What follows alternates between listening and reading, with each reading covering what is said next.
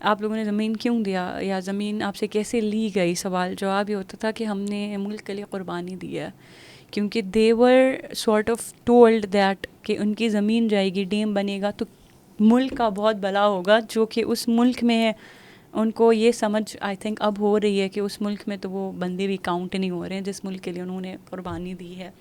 تو ایک یہ ڈسکورس کریٹ ہوا تھا کہ آپ زمین دیں گے تو آپ قربانی کر رہے ہیں اور آپ قربانی سے آپ منع نہیں کر سکتے ہیں.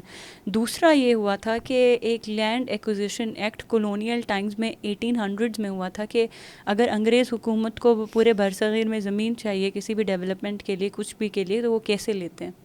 ایک منیمل وہ ہوتا ہے، اٹھاتے ہیں، بس وہیں سے سرکاری جو ریٹ ہوتا ہے. بس یہ جو ہے یہ ہوا تھا چلاسیوں کے پاس ضرور پیسے آئے، لیکن وہ پیسے ان کے زمینوں کے مطابق پھر بھی کم ہے نا، کیونکہ وہ اس طرح سے ہوئے ہیں. And perspective changes, their lifestyles also changed and everything changed in 40 years.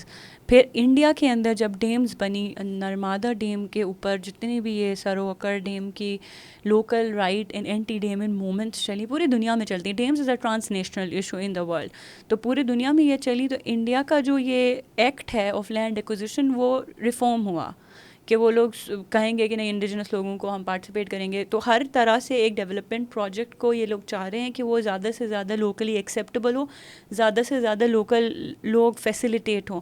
On country Pakistan میں ایسا کچھ بھی نہیں ہوا ہے ابھی تک. وہ land acquisition act as it is copy paste ہے، دیر از نو چینج، کوئی بھی چینج نہیں، وہیں طرح ہو رہا تھا.